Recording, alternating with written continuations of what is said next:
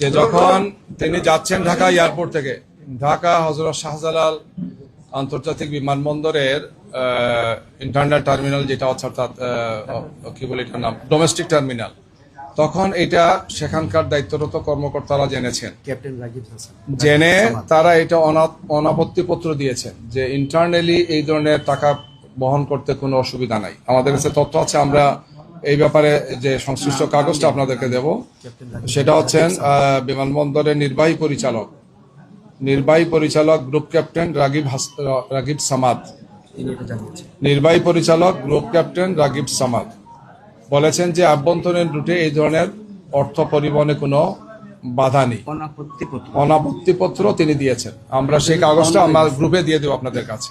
সুতরাং এটা বোঝাই যাচ্ছে যে এটা একটা পরিকল্পিতভাবে একটা ইল মোটিভেটেড এবং জামাত ইসলামীকে তার নেতৃবৃন্দকে এটা প্রশ্নবিদ্ধ করার জন্য এই কাজটা করা হয়েছে।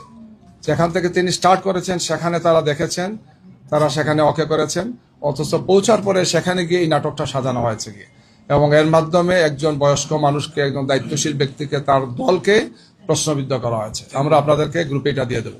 ধন্যবাদ সবাইকে। আসসালামু আলাইকুম।